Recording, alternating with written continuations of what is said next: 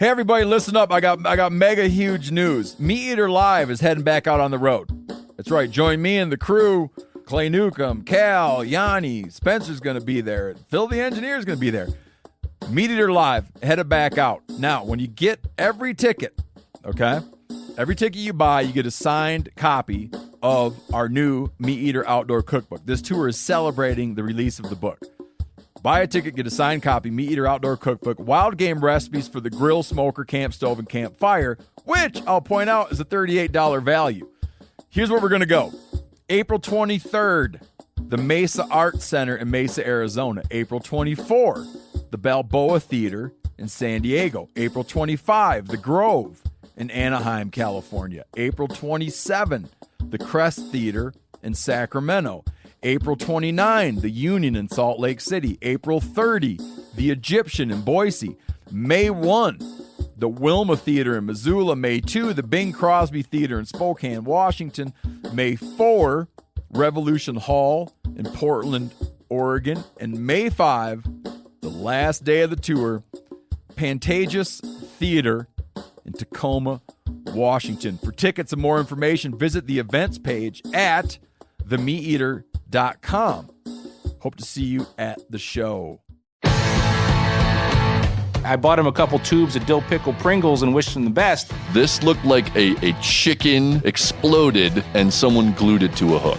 Remember, if they don't come to you and stroke a check while whining and dining you on a corporate card at the Sizzler, you're not actually on the pro staff. If you guys know anybody that'll trade some Roland Martin DVDs for some repair work, you better hit me up. Good morning, degenerate anglers, and welcome to Bent, where we drop the know-how to get you on a hot bite faster than you can eat a bag of White Castle burgers. I'm Joe Cermelli. I'm Miles Nolte. And this week we've got a real buffet for you guys, except it's not like the expensive buffet at the MGM Grand, where you get them crab legs. It's more like the buffet at the Flying J, the restaurant connected to a truck stop. And you're mostly skeeved out. They have good showers. Yeah, I know. You can rent them by the minute.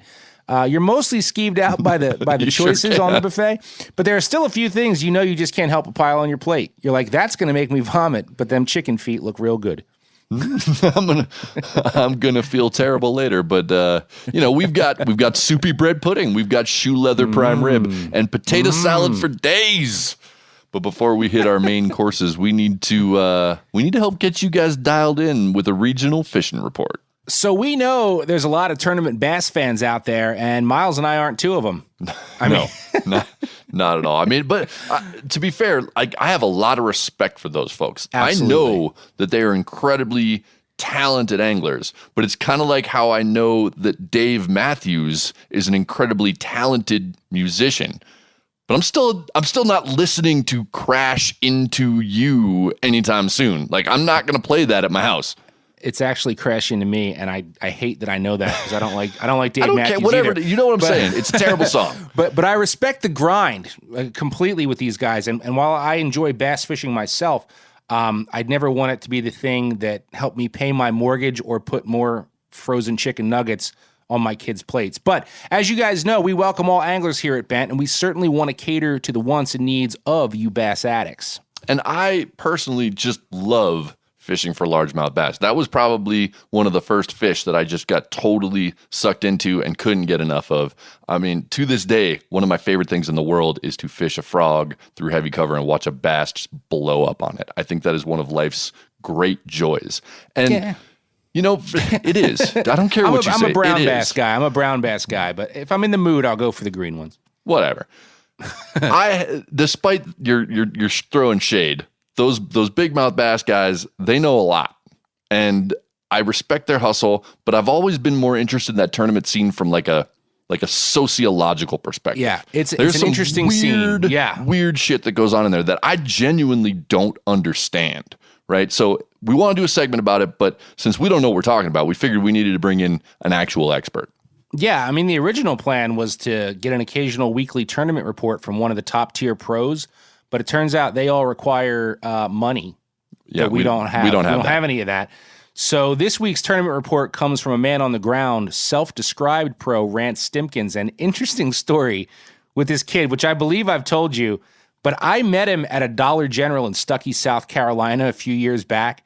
And I had just popped in looking for a bottle of Tylenol PM. And this Rance kid comes up to me, totally invades my personal space. And he's trying to sell me a radar detector. And like a used radar detector? Like a used radar detector, right? And spouting off some shit about needing $100 more to get into a tournament on Lake Murray. Which is bizarre, but he was so nice, right? Like us Northeasterners, we're all jerks, and like everybody in the South is so nice. He was so nice that I actually felt bad for him. And I didn't buy the radar detector, because I don't need a radar detector, but I bought him a couple tubes of dill pickle Pringles and wished him the best. And the funny thing is, like years later, he had no idea that was his big break, because now we need a legit Bass Pro to give us occasional bass reports, so we give you Rance Stimpkins.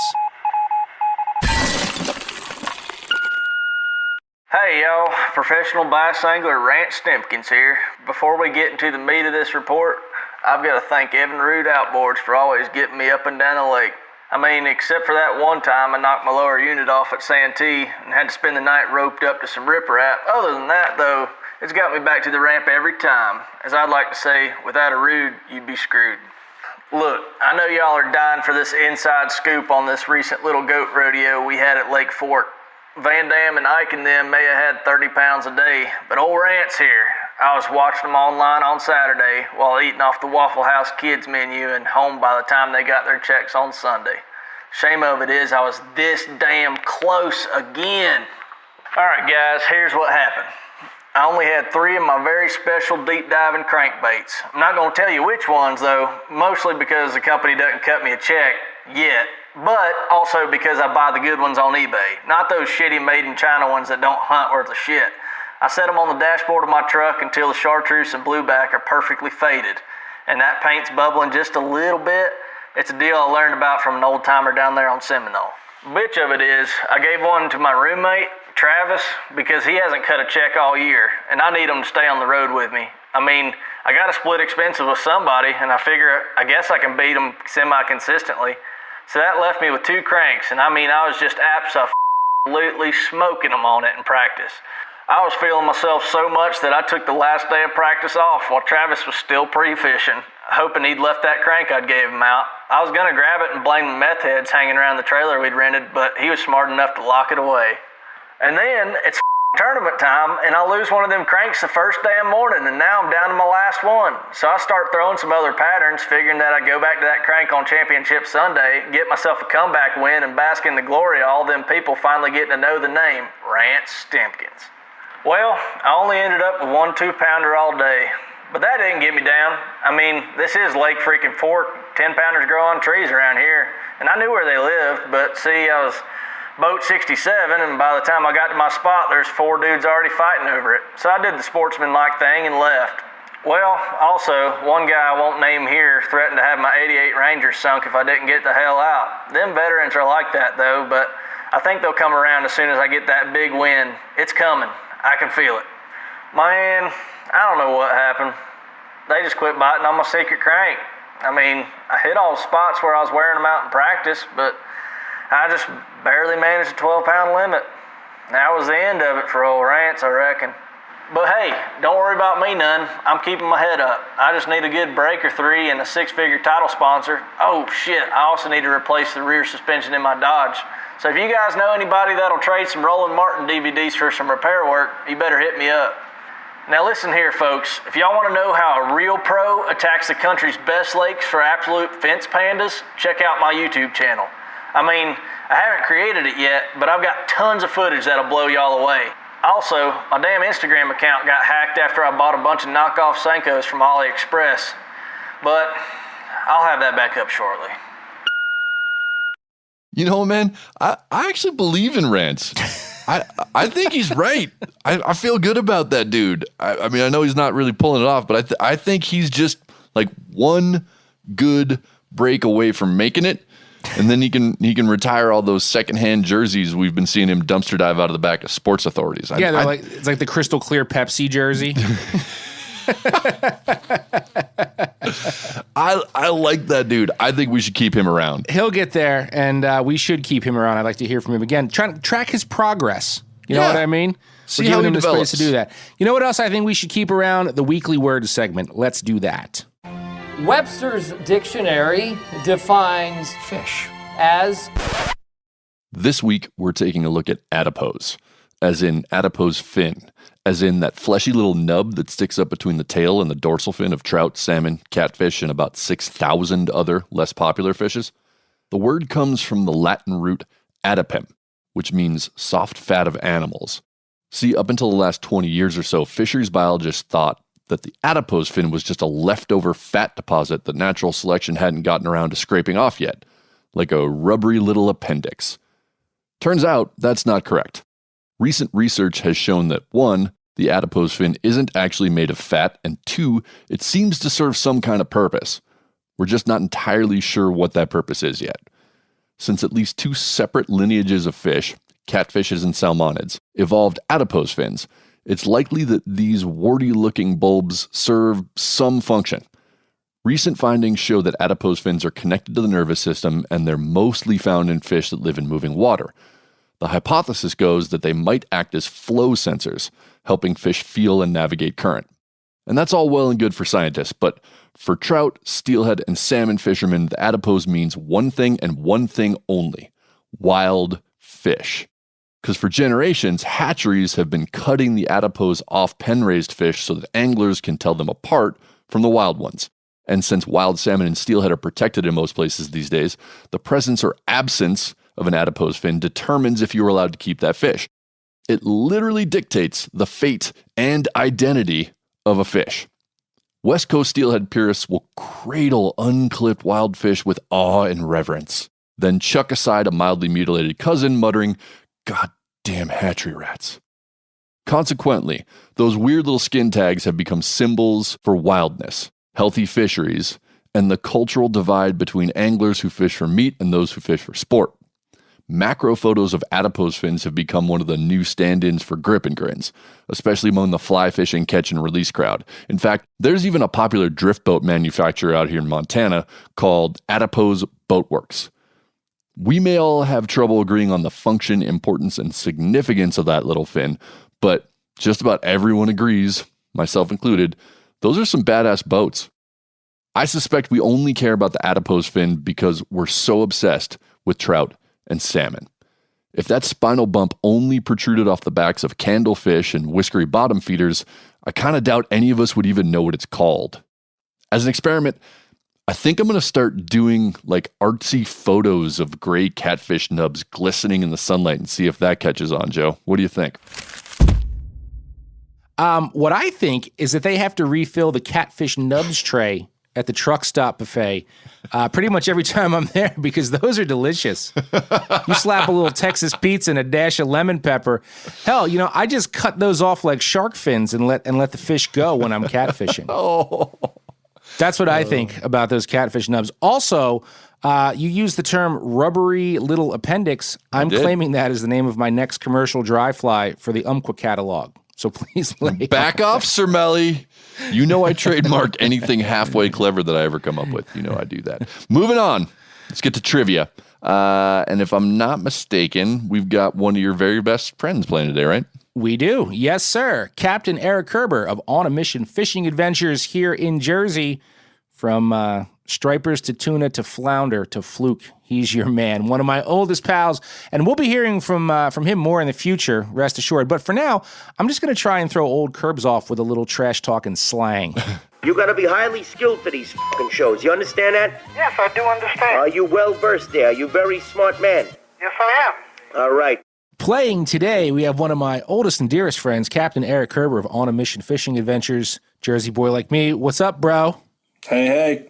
You ready to play? Yes. I'm excited about this trivia question because it's like tailor-made for you. As soon as I came up with it, I was like, this is a question for Eric. All right? For me to get or not get? I don't know. I don't know whether you're going to get it or not, but you're going to like it. You're going to use it when you're done. All right? So here's your trivia question. Okay. All right? Hollywood is a slang term for which of the following? A guy that insists every fish he swings on is a giant, only to typically backpedal and say, man, it's not as big as I thought it was. A guy that owns a boat costing more than $200,000 but has no idea how to run it. A guy that insists on keeping the clicker on so everyone can hear his fish run. A guy who shoots hours of headcam footage while fishing but then never edits or posts the video anywhere. Which one of those is a Hollywood? I'd say all except D. No, it's not like that. It's one answer. There's no all of the above? Nope, there's no all the above. It's a specific answer. I'd go with B. So B, a guy that owns a boat costing more than $200,000 but has no idea how to run it? Exactly. That is incorrect. A Hollywood. Now, here's why I thought of you. Hollywood is a West Coast term, and you spent some time in California, living in California. I did. In Hollywood, actually. So on the West Coast, a Hollywood is the doucher that insists on keeping his clicker on so everybody knows that he's got a fish running on the other end. That was going to be my second choice or the first one, but I thought of you because I don't know how many times we've been out. You're like, turn that goddamn clicker off. Clicker off. Turn that clicker off. Clicker can get a little bit annoying. So now this season you can start throwing out Hollywood when all your people do that. All right. Good attempt, though. Thanks for playing. I like the Hollywood.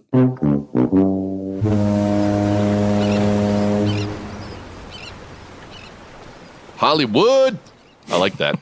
I like that. I'm pretty sure I would have gotten it wrong though. But really? But I would have gone with the first one. I would have gone with the guy who's like every single fish he swings, I was like, he's a monster. I got a big one. But I mean, probably that's because I don't actually use clickers right ever. So I'm kind of out of my element on that one. Yeah, dude, I can't tell you how often I've thrown clickers off on my boat. Like when you're fishing like a big live bait, like live bunker for stripers, if you know what you're doing, if you've been doing that a long time, you don't even need the clicker. You just feel it. You feel it with your thumb. But when you have noobs on the boat, the clicker, it's less for them and more for me, right? I want to be able to hear the tone of the runoff because all I need is the audio to know if a striper picked up the bait or it's just the bait pulling. Because, I mean, even with the clicker on, it's like, is that him? Is that him? Is that him? I'm like, no, you'll know. It's going to be me. It's going to be a lot higher pitched and faster. Like that's no. And as soon as I'm finally like, yeah, that is him. Now set the hook and they come tight. I just walk over and I'm like, good job. Let me just switch that clicker off for you real quick. Yeah, but then, okay, you do that, but then how's that noob supposed to let everyone else know around what a badass she is on her first time out? You got to let them know. And dude, you're a badass when you get it to the net.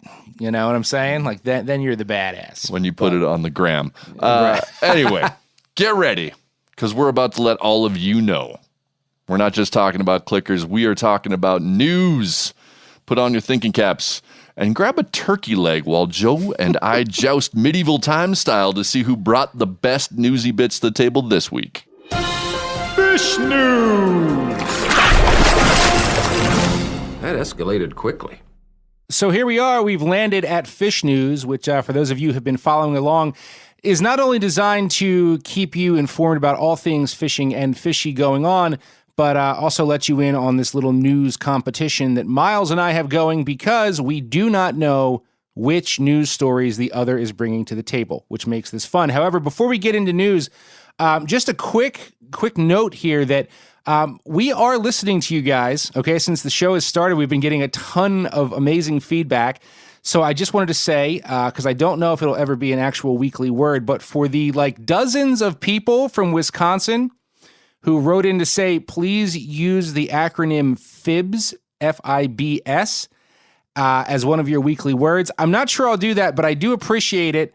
And that's what I guess Wisconsin people refer to Illinois people as, and that would be effing Illinois bastards. Yeah. So apparently you guys are really digging the derogatory terms for out-of-staters. That was a tidal wave of feedback on that one. Tidal wave of fibs. Yeah, tidal wave came of fibs rolling into for the sure. inbox, and we do appreciate it, so we are listening to you. I just want to give a little bit more context on the Pebble Mine permitting situation that I talked about last week. A number of you have written to me about that one. So just so we're all clear, the mining permit was not accepted as written by the Corps of Engineers, but Northern Dynasty Minerals can still change their application and resubmit. Point being, this isn't over, and we'll probably be covering it again. But despite all that, the decision last week was still a huge success because, digging was about to start happening imminently, and at least we got that stayed.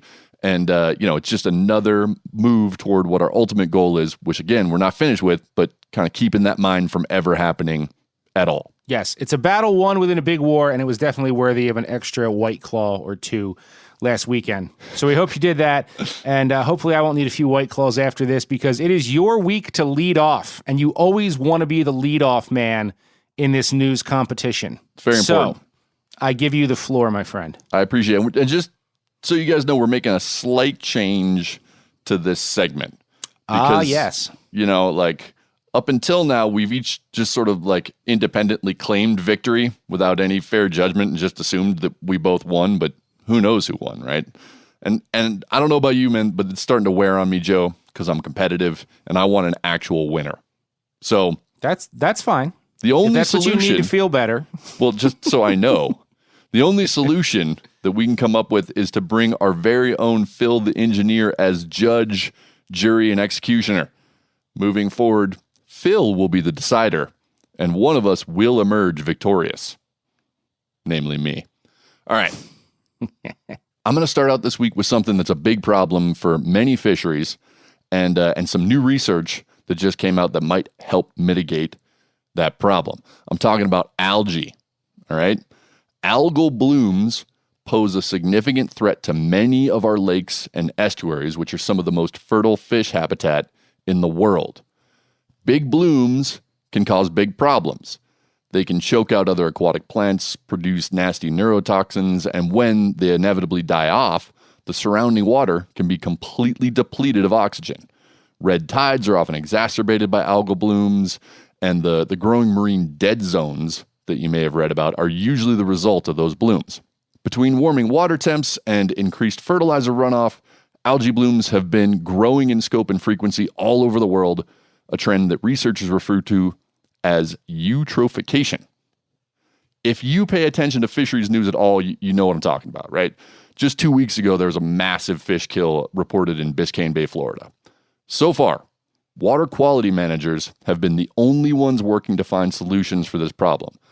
But a recent study out of Sweden suggests that fisheries managers may have a role to play in controlling algal blooms as well. And that's good news, because the more tools that we can find to combat these blooms, the better equipped we might be to combat them.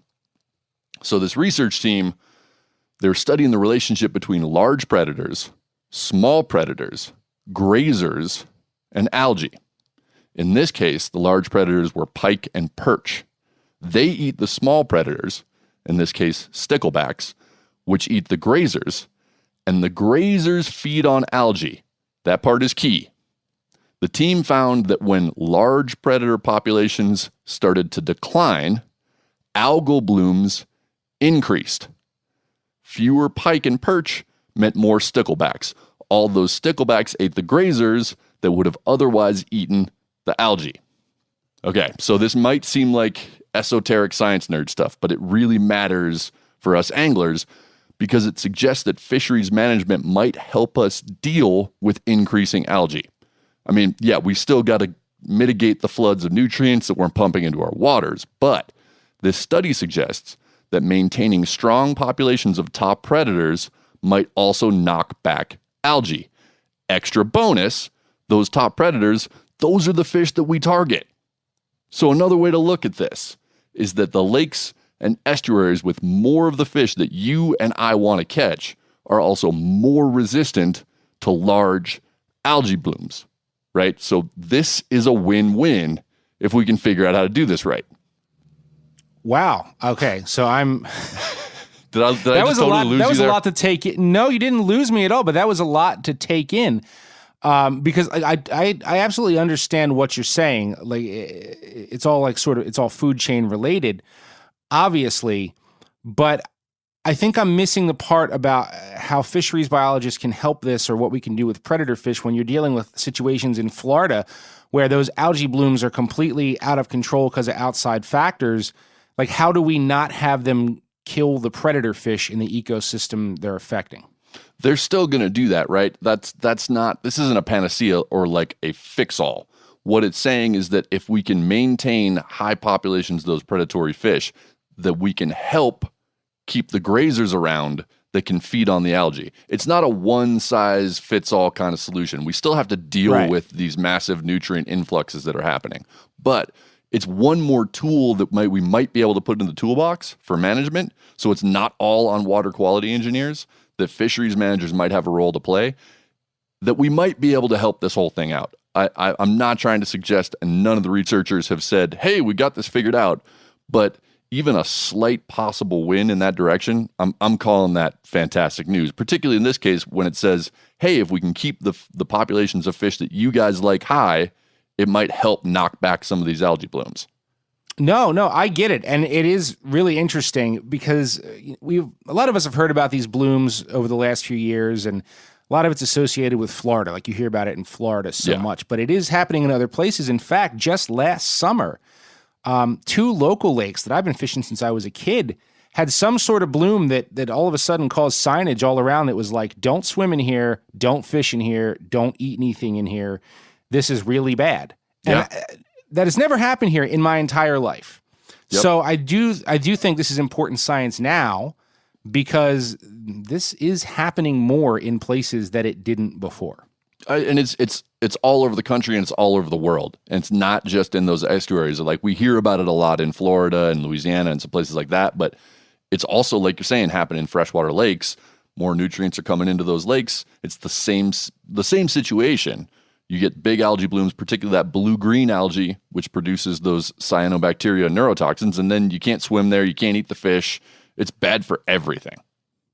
So the short version is that we can use pike and walleyes and predators as a tool to fight the algae, right? Yes. That's the gist. So I'm gonna use that to jump over to my story, where high-powered rifles are used to fight something else. Yes, I saw this one. This is fantastic. This is the one that I thought you were going to grab. And so I was actually first alerted to this story by listener Mike Gillen. And I thought at the time it was just sort of a weird one-off, like something he dredged up from somewhere, and within a very short time, this was blowing up on several news outlets. But I will start with the version that Mike sent, which was on taskandpurpose.com. Headline, "We salute the badass coasties who opened fire on a friggin' shark that crashed his crew's swim call." Headline of the century right there. It's a really good headline. Right. Okay. So this happened essentially in the middle of the Pacific Ocean, and one quote in one of the stories puts it, 1 zillion miles from land. And the story says, as a Not way to to get break too technical, but right, zillion, whatever.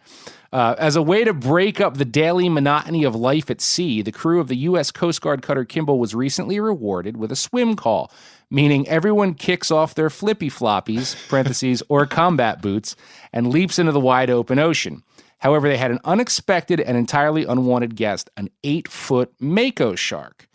Now, other reports have it as either a mako or a pelagic thresher, but to my eye, looking at the photos, that head is way too pointy to be a thresher. So I'm going with mako. So the crew of the Kimball is swimming, and I need to add they also had an inflatable unicorn, which is great. Cheers, guys. You guys are so awesome and American badasses out there. When someone on the bridge of the cutter said shark over the radio. And Maritime Enforcement Specialist First Class Samuel Cintron was the dude on the flight deck tasked with shark overwatch during this swim. And when the mako appeared near the ship's rescue door, Cintron got locked on target. So this Task and Purpose article quote, it also quotes the Facebook post from crew members on the boat, and my favorite line is, "Our animal lover chief, who wants to save every animal she finds, yelled, 'Shoot it.'" That's a great line. As the mako moved toward the swimmer still in the water, Cintron fired off a, quote, "well-aimed burst right over top of the shark." And he says the shark would wave off with each burst because there were multiple bursts, but kept coming back towards the shipmates. And, several of these stories, including the Task and Purpose story, made a point of pointing out that the shark was not injured. okay? And there's a quote in there from a crew member that says, "Our goal was to keep it away from shipmates, not harm it if possible." But like I said, he did shoot at it more than once, and everyone got out of the water safely. There was no injury. Even the inflatable unicorn lived to tell the tale. But here's the thing, all right? I watched the video of this because there is very good, very clear video, okay, from the flight deck. And I got to say, if Cintron was purposely trying to just scare the shark away, he might be the greatest marksman ever. Because to my eye, he wasn't shooting near the shark or next to the shark. Like, it looks like he was going for center mass, man. Like, and this shark, you got to remember, it's right under the surface. You can see it very clearly. And you also clearly see it doesn't go belly up, and there was no blood. But if you watch how he placed those bursts, I do not understand how that was not a dead shark. They both look dead on to me. And, to be clear, right, I'm all about shark conservation. I've done some shark fishing. It's been a long time, but they've been hit hard, and I believe we should leave the sharks alone.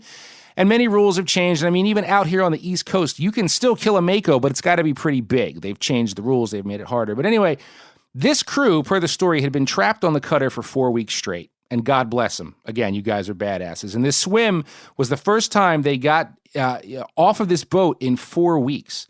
So would it have been so terrible, given that the shark was posing a threat to end this story with? And then the crew feasted on delicious grilled mako and enjoyed mako sandwiches for the next 3 days. Instead of the standard Chef Boyardee raviolis or whatever you eat for a month on a Coast Guard cutter. Like, come on, we give them one. We could have given our boys one shark. I would have been fine with that ending. Yeah. That would not have made me sad. And I'm with you. I'm pro sharks, as I think I talked about in the last episode. Like, sharks generally don't want to attack us. We don't need to attack the sharks. But in a situation like this, sharks out of line. Yeah. He was an ornery shark. He kept coming. I mean, the video, he keeps coming back. It's a problem, but again, shark. man, like, dude, if he was shooting in such a way that, like, he knew he was going to get that close but miss, he's the man. Because it's just like right on top of it. I mean, let's just call it that. He's the man, and a much better trained marksman than either of us. And my hat goes off to him. Yeah, well, and I think this was pretty justified. I mean, it was an absolute safety issue with a lot of people in the water in the open ocean. But there's some offshore dudes in Louisiana and Texas do this stuff every other Sunday. You know what I mean? Yeah. Yeah, and I can't actually support that, but I think this would be a case of justified sharkicide. I'm gonna transition us to a much smaller predator and one that didn't win the battle. And I gotta say, this is very different from the stuff I've been reporting on recently, but this is just a cool story. And it comes from your side of the country, Joe. I'm sure you remember the somewhat awkwardly named tropical storm Isaias. Oh, dude, the eye literally came over my home. Yeah. I know we were talking that day. We know each other well. Yeah. Yeah. A lot of people out here, by the way, are calling it Hurricane Easy-Eas. That is fantastic. That was not mentioned in the coverage. And I know it knocked out a lot of power in a lot of communities, like over by you. And one of those communities that lost power was Barkhamstead, Connecticut. And that's where our story's protagonist, Leslie Slater, just happens to live. So Leslie and her family were having a tough day. It was brutally hot. The power was out, so there's no air conditioning. There's still a global pandemic going on, so they didn't have a lot of options on what they could do. But Leslie and her family, they did not wallow in their misfortune. No.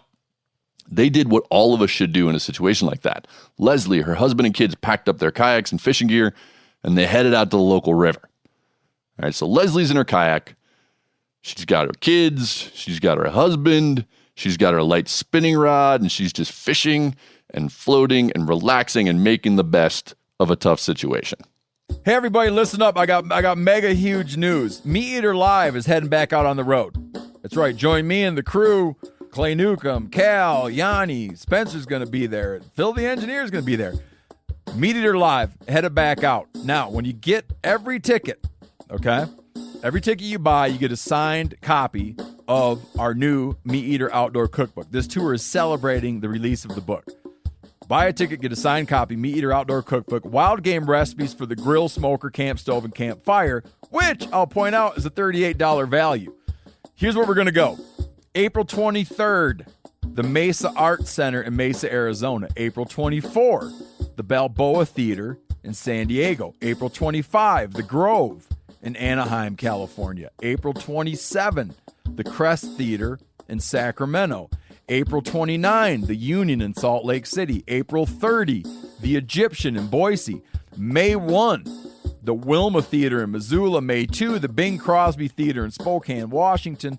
May 4, Revolution Hall in Portland, Oregon. And May 5, the last day of the tour, Pantages Theater in Tacoma, Washington. For tickets and more information, visit the events page at themeateater.com. Hope to see you at the show.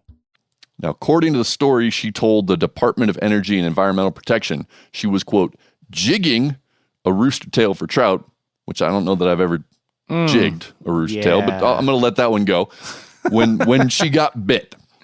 And no surprise, it didn't turn out to be some dinky little finless Toby stock tank rainbow. After a very long and apparently very exciting fight, Leslie brought in a 46-inch, 29-pound pike. You know what? I did see that. I did not. Yes. Okay. Yeah. Yes. Monster and fish. You guys, this thing is a beast. Yep. Like it really is. Do a little Googling and you can find it for yourselves. And somehow Leslie managed to bring this thing in on light spinning tackle without breaking the rod, without breaking the line. And then she wrestled it into this teeny little like tippy kayak. This wasn't a fishing kayak at all. This is just like a regular kayak that she didn't even have a skirt on. She wrestled this thing into the kayak without capsizing. Somehow she didn't get any of her digits bitten off, which I also don't understand. And then the whole family paddles over shore and takes pictures with the fish, which they exactly should have done. I mean, the thing was amazing. They tried to release it, but between the long fight on the light tackle and the warm water, I mean, that fish was just done. So their next mission was to try and get it weighed at a certified scale and see if it was a state record. But, you know, that also proved to be quite the challenge because, again, you're in the middle of a total power outage everywhere. Yep. And all the COVID shutdowns. So the first place they took it to was a local deli. And she, like, carries this giant fish in and sets it on the local deli counter. But the fish is too big for the scale. The ham scale, like the lunch meat scale, can't possibly be certified. I mean, look, you know what? In a tough situation, I give him credit for that move, right? But like, it's not a certified scale. But again, I mean, well, at least it shows they're thinking. Exactly. And this is my favorite image. They like slap it down on the deli counter. They put it on the scale, and the head and the tail just fall down onto the counter, right? So that's not going to work. And Slater described the reactions from other deli customers as, quote, priceless.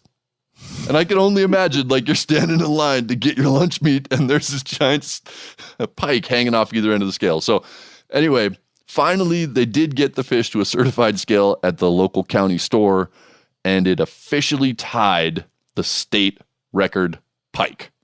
And I gotta say, man, I love everything about this story. It's just like a positive attitude pays dividends. And we've said this before. If you're having a terrible day, just take it from Leslie.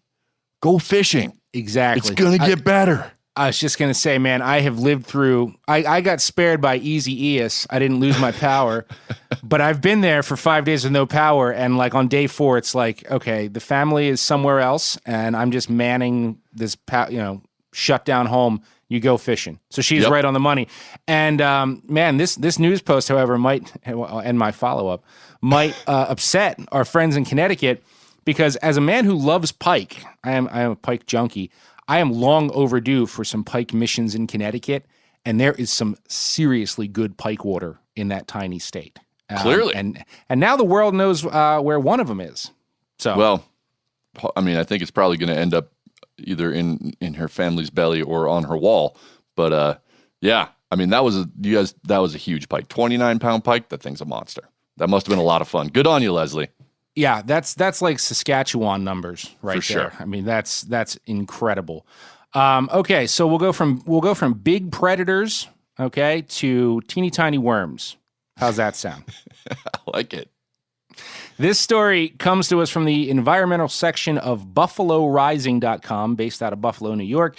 And it reads, as if we didn't have enough to worry about, now we've got jumping earthworms on our hands? Yep, you heard it right. A new invasive species has reared its eyeless and squirming head in these parts, causing another concerning echo stir. And similar to the actions of Asian carp, another invasive species that is on our doorstep, when these suckers are disturbed, they thrash about, hence their jumping moniker. It is also significant to note that these unwelcome critters are also slightly iridescent and leave behind granular castings that resemble ground beef, according to earthworm scientist Nick Henshaw. Right now, so apparently these more aggressive jumping earthworms are cropping up in significant numbers in Western New York. And the article says that they've actually been down in the South for a number of years now and have really only been noticed widely in places like New England in the past 15 to 20 years.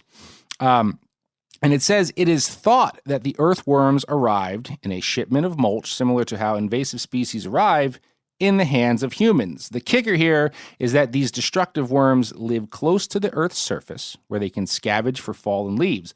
And typically, these leaves are left to decompose and then get recycled back into the soil, thus providing the trees with the nutrients that they need to thrive. And then we're going to get to the fishy part, because this does connect to fishing directly. It goes on to say the ability of these worms to reduce the leaf litter, to mix up soil horizons, and to add a whole lot of bacteria to the soil is very disruptive to plants, to animals, and to organisms that live in that soil. And the fear, right, is that the jumping earthworm could actually displace the beneficial regular old earthworm that already exists in an area. But this is where it gets really funky, right? According to the story, regular old earthworms, which I did not know, are technically not native to Western New York either. Earthworm scientist, this Nick Henshaw dude, who's like the worm, savant, right? Says worm it's guy. like, right, worm guy. I got worms, yeah. You got a worm guy. He says it's likely that the glaciers moved earthworms well south of the area. In other words, they were there, and then when the glaciers came through, the glaciers should have pushed them well out of Western New York. And the reason that they exist in Western New York and other northern areas is that boats, bait, potted plant, soil being moved easily transports teeny tiny earthworm egg cases. And Henshaw says, people go to these pristine areas on fishing trips, and we see this as an invasion front. They dump their bait overboard because they think it will kill the earthworms or the fish will have a good meal. And what they don't realize, and I didn't know this, is that earthworms can live quite happily underwater for about 3 weeks or more if the water is oxygenated enough. Really? I did not know that. 3 weeks? Yeah, so at the end of the day, you take your container of night crawlers and just go dump them. Yeah. You figure, well, they're going to drown, right? Like I know they live in the dirt, but there's like little air channels and stuff. I thought in the dirt, like they have to have air, but no. According to the worm guy, 3 weeks or more underwater. Okay, lots of layers to this. First, that last piece is fascinating and will forever change the way I think about disposing of worm bait. But what about the new worms? Like they sound like they might be dynamite bait. So there was a little video embedded in this, and if you didn't know what you're looking at, you really wouldn't know it wasn't your straight up night crawler. They have like a little bit more milkiness, like some milky bands. I guess that's the iridescence they're talking about. But I mean, they have this big worm in someone's hand close up, and it's wriggling and twitching all over the place. But I mean, in the right circumstances, I've pulled regular night crawlers out of the dirt in my yard, and they do that too. So it's not super noticeable side by side. However, the end of this article, it does say, although these pests have now made their way into Western New York, it's important that we do our part to slow the spread, God, that sounds familiar, of the worms by practicing the following. Don't use jumping worms as bait. Be vigilant when taking part in plant swaps. Obtain clean mulch and compost from reliable sources. All right. Well, Doesn't sound like feeding them to fish is going to be the solution to this problem. I mean, chances are, if there's as many as people are saying, people are feeding them the fish all the time. If you're digging your own worms, I swear, man, like if you didn't hear this, like chances are you wouldn't even be paying enough attention. But I do think it brings up sort of a more interesting point in bait transport overall. You know, like a lot of people just go catch crayfish in this creek and go fish them in this river. You know, things like that. There are laws state by state that you really need to check before you do anything like that. You think it would be so benign to, you know, even with shiners, there's so many lakes that say, do not dump your unused bait. And this sort of ties back to that. I just think it's one of those things that a lot of people don't think about and what the effects of dumping a few shiners or bringing a few crayfish from here to there, you know, can do. Yeah, no, huge problem. Bucket biology extends beyond just the fish and live well, and I think that's a really good thing for people to remember. All right, so Phil, you have a lot to digest. You've got gunning down sharks, algae, jumping worms. Pike. The record pike. Phil, I don't know how you're going to pick, but I know you're going to pick the shooting of a shark. Anyway, so we're going to find out who won, and then right after Phil has declared a victor, if you are not already full on jumping earthworms, we're going to kick it over to our own Giannis Patelis for this week's Yanni's Desk, and he's going to tell you why, gosh darn it, you should be eating some smallmouth bass. Hear ye, all rise for the Honorable Judge Phil the Engineer, who can count the number of fish he has caught in his lifetime on one hand. Miles Nolte came in hot this week, spanning the gamut from the scientific to the sensational. But the allure of guns, sharks, jumping worms, it was all too much for me to deny, and therefore I declare Joe Cermelli the winner of Week 1. Thank you to whoever will be keeping track of this on the Bent Wiki page. Please find something better to do with your life. All right, welcome back to Yanni's Desk.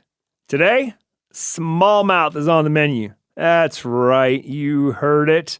On the menu because it is good to eat. I don't care who you are, how many smallmouths you've caught, what body of water you're catching them out of. If you think otherwise, you are simply a bad cook, or whoever's cooking the fish for you doesn't know what they're doing. I would put it right up there with a redfish. Very similar, actually, in flesh. The texture and the density, very similar to a redfish. The flavor might be a little bit different, definitely a little bit more freshy water tasting, but awesome. I recently caught a couple, decided to grill them up. You can definitely fry them. You can fry any fish and make it taste good, but it tastes like cornmeal and oil and whatever seasonings you put on there. If you want to taste what a fish really tastes like, it's good to keep it simple. Throw it on the grill. And now my buddy Ryan Callahan told me about this method of preparation for smallies, so we decided to try it, and it worked out slick. I simply filleted them, and I did not scale them. Now, Steve has talked about this before, and I noticed this. I really dulled up my knife filleting these fish and working through those scales. So we had some good-sized ones, 17, 18 inches. Some people will scale fish just for that reason, so that their knife will work better when they're filleting the fish then. But I just filleted them, left the scales on, and then we did them a couple different ways as far as seasonings go. We had olive oil and salt and pepper on a couple. We had olive oil and Cajun seasoning, spices on a couple. And then I also, this is a trick I learned from our friend Jesse Griffiths down in Texas, is we caramelized a whole bunch of onions and then took those caramelized onions and put them right on top of the raw filet. And then we took all those fillets and just set them on a hot grill, put the lid on it. Definitely didn't take more than 10 minutes. And those fillets were cooked. Didn't cook them too long. Don't want to dry them out. But they were ready to roll. Let me tell you, they were delicious. Everybody thought they were delicious. You should go try it out. You need to be careful, though. Smallmouth, unlike their largemouth cousins, are slow to grow and long-lived. They often take 5 years just to reach 12 inches, which is the legal harvest size in many states. The oldest recorded smallmouth lived to a ripe old age of 26 years. That is an old fish. You kind of feel bad about killing one that old, but you're not going to be able to know when you catch them. So they don't spawn every year. Only about 25% of the males make nests in a given year. Smallmouth also produce far fewer eggs than largemouth, about half as many per fish. Now, this all isn't to say that you shouldn't harvest and eat smallies, but just be thoughtful about it. Only harvest from healthy stocks, avoid harvesting the large females, and only keep what you need for a meal. It's not like a giant salmon run where you're going to, fill your freezer for the next year. But it's definitely worth eating fresh. I've never frozen one, so I can't tell you what it tastes like after it's been frozen for a while. I'm sure it's still good. But I think just to keep your local fishery or wherever you're at healthy, take what you need for a meal, enjoy it, fry it up, grill it, do whatever you want to do. There you go. Smallies on the menu. Well, if that wasn't controversial enough, here comes our boy Lance V. In this week's Trolling with Lance, he's going to teach you how to get on a pro staff. And some of what he's going to explain will undoubtedly be hard for many of you to hear. And I apologize. But sometimes the only way to make it as a successful internet angler is through the school of hard knocks. From the land, to the boat, to the lake, to the sea, getting up the internet with your boy Lance V. What up, ass clowns? Welcome to another installment of Trolling with Lance. I'm Lance V, and I just racked up more Instagram followers in the time it took to introduce myself than you could in 10 years. Hashtag trifling. But I'm not here to be discouraging. That's what mirrors and selfies are for. I'm here to keep it real and help you on the path to internet fishing greatness. I haven't read any of my DMs since, 2016, but I know a shit ton of them go something like this. Yo, Lance, I just hit 235 followers on Instagram. How do I get on a pro staff? Great question. After all, being a legit internet fisherman has nothing to do with enjoyment of the sport, sharing useful fishing info, or creating a community. It's about free gear, or at least the appearance of free gear. It's about making people think your shit is so tight that companies throw endorsement deals at you like you are a dartboard. Now, this is kind of a complex topic because there are two kinds of pro staffs, real ones and imaginary ones. When you see me drop hashtag Gucci, hashtag Nitro, hashtag Monster Energy, hashtag Hook, hashtag Applebee's, hashtag Netflix, hashtag Bennigan's, hashtag 13 Fishing, hashtag Def Jam, hashtag Spencer Gifts, and hashtag Megabass, it's mad real. It's so real that if I backed out of those deals, their social media presence would drop harder than a Skrillex breakdown. Hashtag truth hurts. Yes! Oh my God! In this segment, I'm going to give you some tips for getting on an imaginary pro staff. Because let's face it, you ain't getting on any real ones. That would be like telling a blind kid he could drive like they do in Fast and Furious Tokyo Drift if he works really, really hard. I mean, I ain't fronting with false hopes. That just ain't right. So, here are the 4 levels of imaginary pro staff status. Hashtag dream big. Level 1. Tag, you're in. Choose anywhere from 15 to 47 fishing gear brands you like. Actually using any of their products is not required. Tag all of them in every single post you drop. You're now on all of their pro staffs. I mean, it's total bullshit, but you're the only one that knows that, right, dog? Every other poser will tremble with reverence and respect. It's simple psychology. Most people naturally assume that if you tag a brand, you are affiliated with it. If you aren't, why the hell would you give the company free promotion for no reason? Nobody would ever do that. Hashtag knowledge is power. Level 2. Stick 'em up. There's no way you get enough money in that birthday card from your Gram to buy that Shimano Stella you've been tagging, but you do earn enough in one shift at Chick-fil-A to purchase copious amounts of Shimano stickers. Your sticker portfolio is more important than your stock portfolio. For real. Every time you take a picture of one of your cheap-ass tackle trays because you ain't catching shit, there needs to be a different sticker on the lid. Nobody will ever assume you paid your hard-earned money for a sticker. Ergo, when they see that Jackall sticker on your Home Depot bucket, they'll assume Jackall hunted your ass down to represent. Hashtag jacket. Level trace. The friend zone. I know you don't have many friends, but you know that one guy with a hookup. Maybe your cousin gets an employee discount at Walmart, or your uncle in Florida knows someone who makes soft plastics, and you get a free bag for Christmas. It really doesn't matter. You just have to be able to flaunt that you don't pay full price for shit. More importantly, once you've established a line to some level of discounts or freebies, you have to tell your 3 friends you can hook them up, but then never follow through. Hashtag suckers. Loverino Quattro. Beg. Let's assume you have an insignificant number of Insta followers, like less than 300,000. If you got the time to send hundreds of DMs and emails, eventually you'll get on the pro staff of some half-assed company. You might be saying, Lance, isn't that like being on a real pro staff? No, it's still imaginary. You'll have to commit to buying a certain amount of their shit at 20% to 40% off. Rest assured, giving you that fake discount will not hurt their bottom line. You'll then spend the rest of your life overtagging the out of them and smile every time you do it. By the time you finally realize that they'll sign anyone with a pulse, it's too late. You'll have to either keep fishing with their garbage that you're actually paying for or revert back to complete loser status online because you're not on a pro staff. Hashtag choose wisely.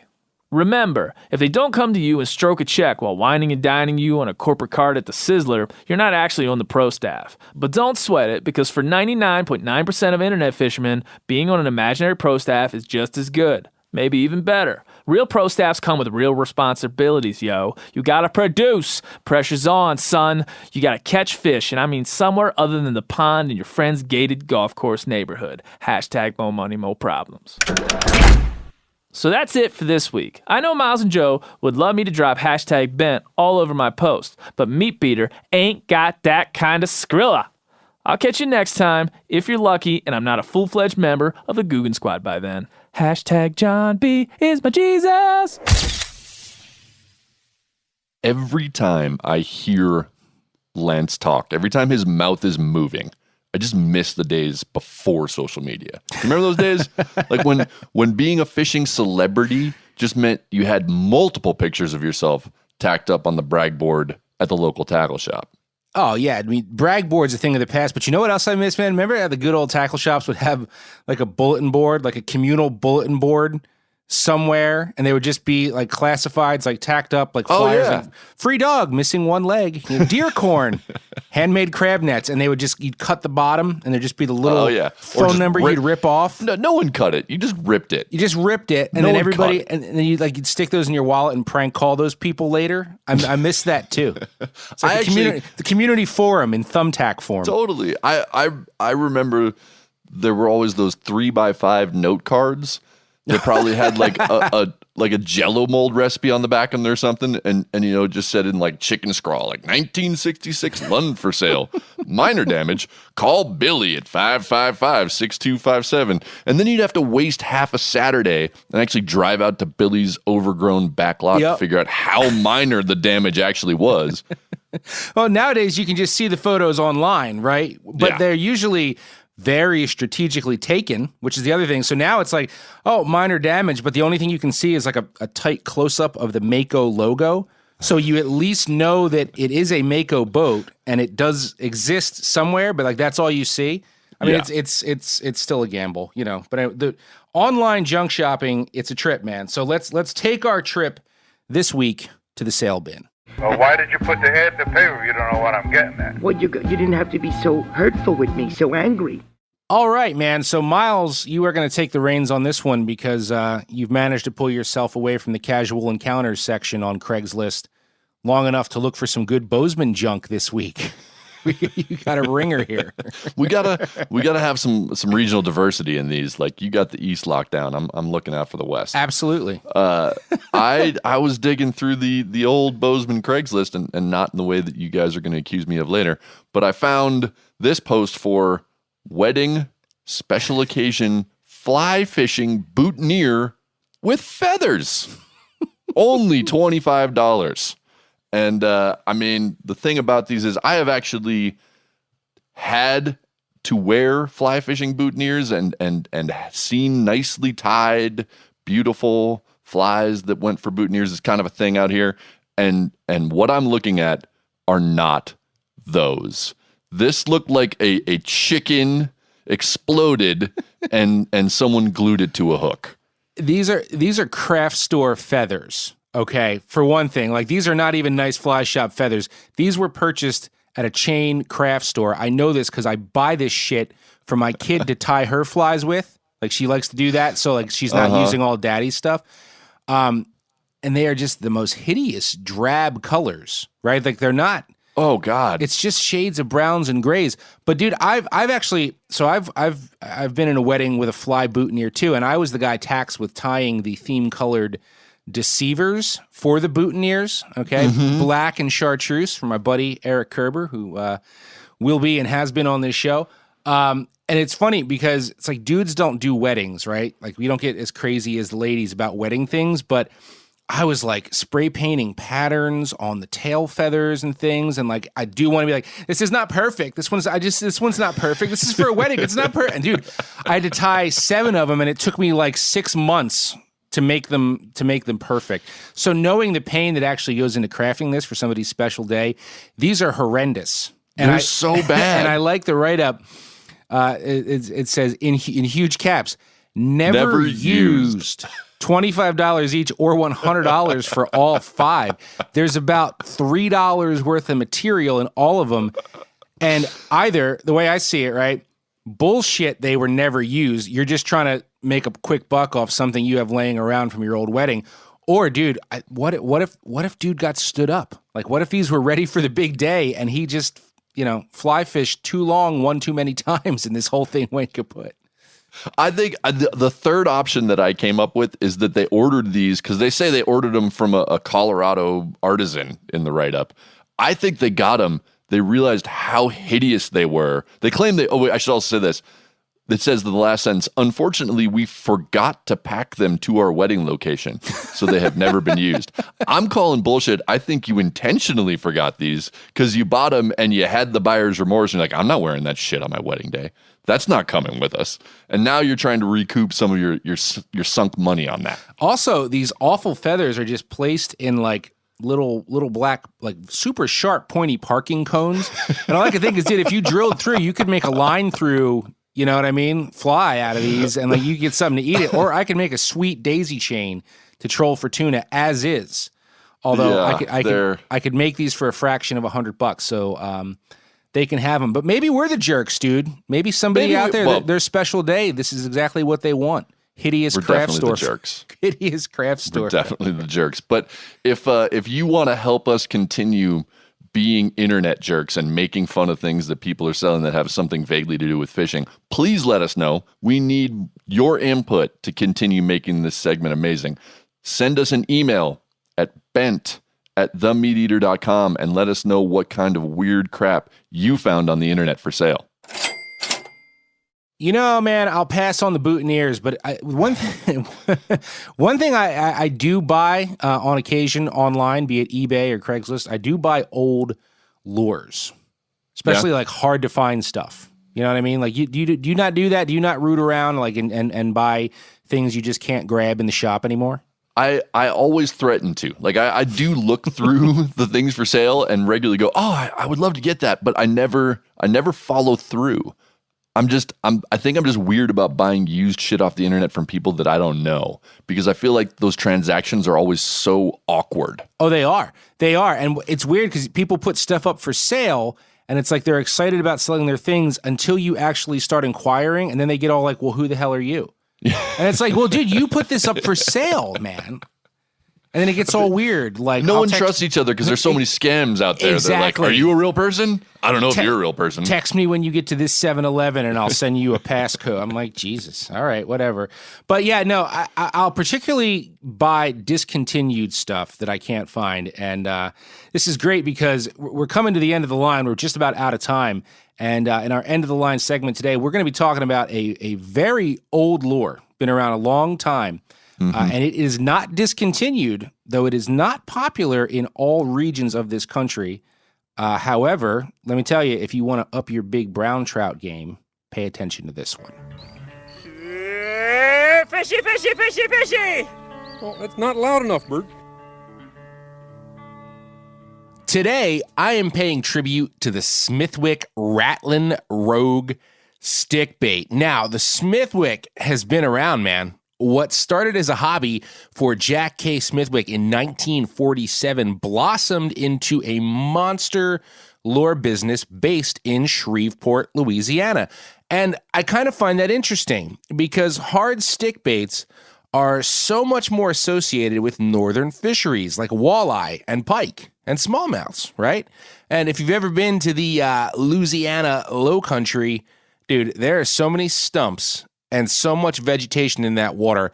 I feel like the 3 trebles on a Rogue would not stay unstuck for 2 shakes of a rod tip, right?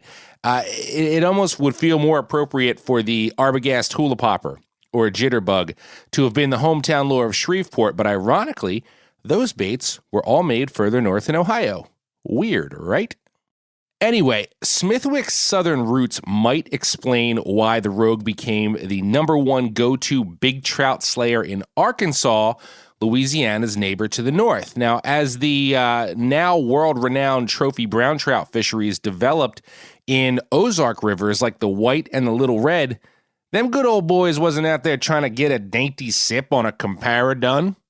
Know what I'm saying? They wasn't flicking a Panther Martin around on 2-pound test. Those guys fished just like they did for everything else, simply yet aggressively, in a manner that would produce the meat. So if you think back to the earliest days of those fisheries, options were limited.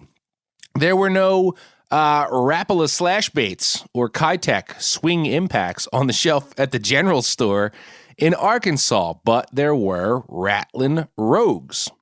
So despite a wide variety of lure options today, tell you the truth, you will still have a hell of a hard time finding a shop in Ozark trout country that doesn't have Rogues, if for no other reason than to cater to the older crowd that just will not waver from their utter devotion to that bait. And I'm a believer in the power of the Rogue thanks to Pete the Jig Man Cobb, who happens to be one of those old sages on the White River. You know, Pete had been guiding the White for many, many years, and I think he was pretty used to catering to clients that just wanted to catch lots and lots of trout, right? And when I was fishing with him all those years ago, I think at outset, he assumed that I was one of those people. And we had caught so many smaller fish on tiny jigs day one, I lost count. And by the end of it, I kind of lost interest too. And so had he. But he wasn't going to say that. I didn't know that until I suggested that tomorrow we throw nothing but big stick baits all day, regardless of outcome. And Pete lit up, man. He was happier than a pig in shit hearing that. It turned out that Pete was all about swinging for the fences. And that next day, I learned that fishing a Rogue properly was just as taxing on the arms as stripping giant streamers for hours and hours on a fly rod. And the sharp angle and width of that lure's lip, it's pretty unique, and it creates a lot more water resistance, I think, than similar baits. And it makes it necessary to whip that rod extra hard to get a Rogue to depth fast. And, you know, no joke, when you're doing it right, it burns, man. But that steep lip is also what makes a Rogue like kick to the side more violently, flash more erratically than a lot of other stick baits. And of course, nowadays Smithwick makes suspending models, but even the original old school floaters rise very slowly. So when you pause, they suspend beautifully, and that's often when the fatal blow is delivered. Now, I can't say that Pete and I destroyed that day, but the shoulder workout was worth it because we did not catch a brown under 20 inches, and a couple of the fish we did catch could be measured in pounds, right? And, you know, thinking back, honestly, the Rogue was not exactly a staple in shops where I grew up in the Northeast. Nobody used them or even talked about them that I recall. But because of what I learned from Pete and fishing them in the Ozarks, the Rogue is a staple for me now. In fact, the biggest brown trout I've caught to date on the Lehigh River in Pennsylvania, which is pretty close to where I live, fell to a Rattling Rogue. And I've mowed down some big local smallmouths and pickerel on them too. So it just goes to show you that despite the constant push to rope anglers with new technology, there's a reason why classic shit doesn't change or go away. So that's it for this week. We hope you learned, laughed, felt slightly uncomfortable, and then came to the realization that laughter is always the best medicine. We also seriously hope you like Bent so much that you're telling all your best fishing buds about it. Please take a minute, leave us a review, and don't forget, genuinely, we'd love to hear from you. Please, please, please direct all comments, rave reviews, or concerns to bent@themeateater.com. Or, you can just write it in and tell us what you're catching. Absolutely. Tell us a crazy ass story. Send us an awkward photo. We might use it, just so you know. And drunk emailing is always welcomed and appreciated unless you used to date either of us, in which case, Ooh. I don't know. I'm sorry about everything.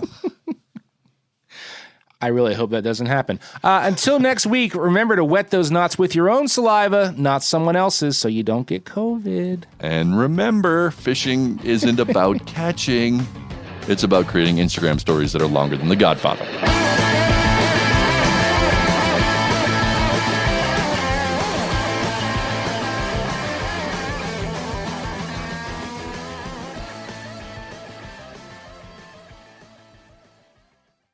Hey everybody, listen up. I got mega huge news. Meat Eater Live is heading back out on the road. That's right. Join me and the crew. Clay Newcomb, Cal, Yanni, Spencer's going to be there. Phil the engineer is going to be there. Meat Eater Live headed back out. Now, when you get every ticket, okay?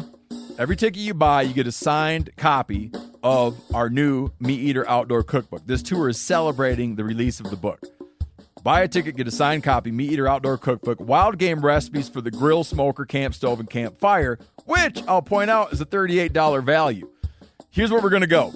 April 23rd, the Mesa Art Center in Mesa, Arizona. April 24, the Balboa Theater in San Diego. April 25, the Grove in Anaheim, California. April 27, the Crest Theater in Sacramento.